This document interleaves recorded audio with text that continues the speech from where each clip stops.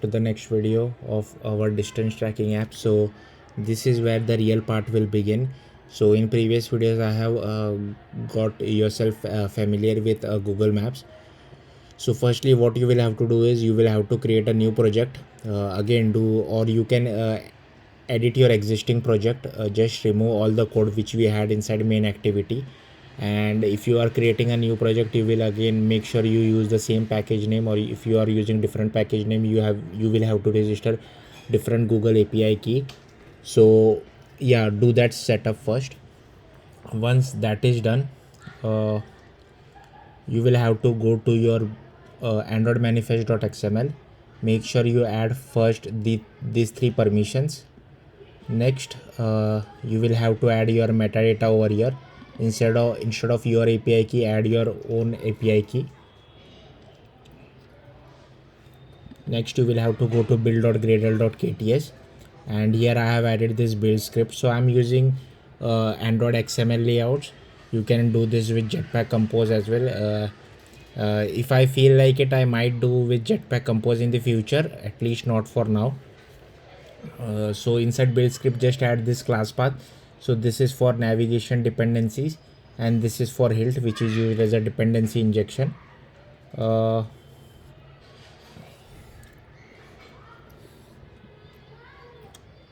Next you will have to go to this build.gradle.kts, and inside plugins firstly add this navigation safer params, then add kotlin parcelize, kotlin capped. I wanted to use KSP, but unfortunately at the time of this recording KSP for Dagger is still in alpha. That's why I don't want unnecessary bugs. That's why I'm using capped. But if you feel like you can use KSP as well, I think by the time you watch this KSP might be even stable.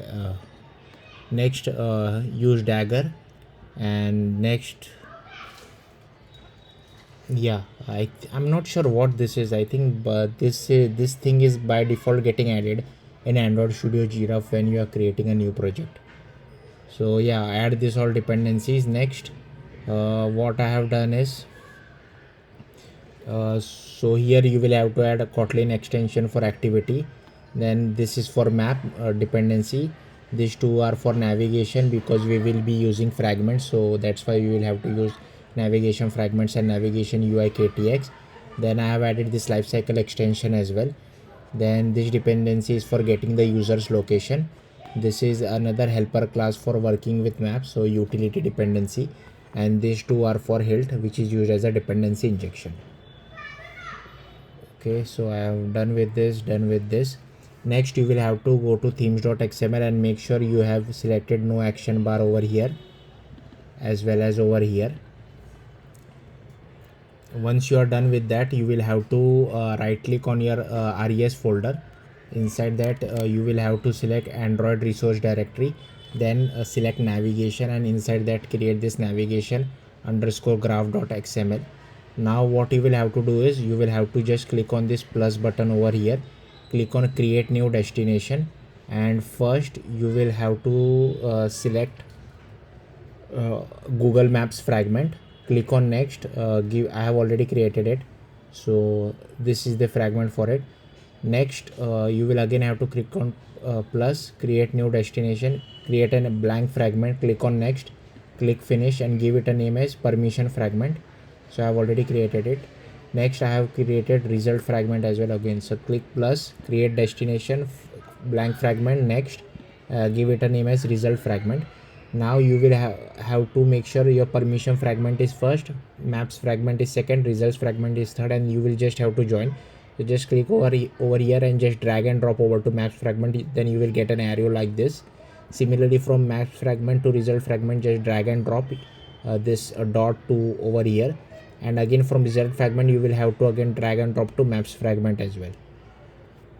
Once you are done with all this, just go to your maps fragment, and I have kept the same code as it is, but yeah, that's fine for map fragment. But for permission fragment I have deleted everything and just kept it simple. Similarly for result fragment as well, I have deleted everything and kept it simple. Next, inside main activity, forget about this custom info adapter, like this is from my previous tutorial, so I will just delete it for now. And also this custom info window, we don't require it.